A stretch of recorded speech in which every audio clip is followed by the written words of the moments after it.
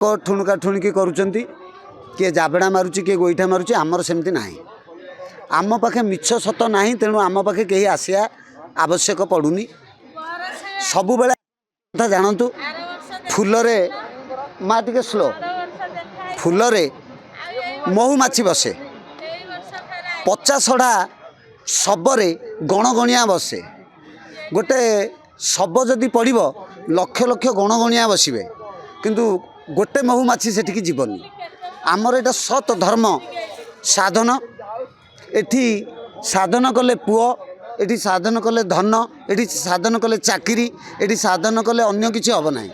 एठी साधन कले जन्म मृत्यु चक्ररु मुक्ति हवा पाई साधन करा जाए एवं साधन काहाकू करा जाए आम चंचल मन को निश्चल करबा पाई साधन करा जाए मन जेहेतु चंचल रुहे सी सांसारिक द्रव्य उपरे मोहग्रस्त हेई संसार माया एवं मिथ्या ता प्रति आकृष्ट होबारु से नाना कर्म करे जो कर्म रे बंधन बा पाप रहे बंधनयुक्त एवं पापयुक्त होइथिबा मन सेथुरु मुक्त हवा पाई परम ब्रह्म परम पिता को प्रार्थना करे तेणु आमे एठी प्रार्थना करूचु आम जन्म मृत्यु चक्ररु मुक्ति हवा पाई आम पाखु जे भक्त आछन आमे तांको गोटे मार्गदर्शन करूचु समाज रे पिता माता होचंती सर्वश्रेष्ठ देवता गो ब्राह्मण देवता आंकर सम्मान करंतु आंको पूजा करंतु यांकर बाणी मानंतु पिता माता ठारू बड़ देवता जगत रे कहीं नाही तांको आपण सम्मान करंतु पिता माता सेवा करंतु एतिके आमे कहबा पे एठी बसछु भंडामी करिवे देखंतु त्रतेया जुगरे रावण थिले त्रिकालदर्शी रावण थिले महापंडित से सीता को अपहरण करबा पाई गेरुआ वस्त्र सन्यासी रूप धारण करी भंडरे आसिकी माँ सीता को अपहरण कले करबा द्वारा 54 गंडा आयुष से पाइथिले अमरवर 14 गंडारे मरीगले तेणु सबु जुगरे भंड सबु संप्रदाय रे सबु विभाग रे डाक्तर विभाग रे भंड अछंती सांबादिक विभाग रे भंड अछंती पुलिस विभाग रे भंड अछंती वकील विभाग रे भंड अछंती से माने निजे सरल भाव रे जो कार्य करबा कथा काहाकू ठकिबे नाही भंड माने कौन तुमर जेतिकी गोटे भागवत रे गोटे कथा कुआ आइछि कौन ना लाभु अधिक जे लोड़ंती चोरंग प्राय दंड पाती तेणु साधुटीए ताकू कह जाए जेतिकी आवश्यक ताठू अधिक से ग्रहण करनी समाज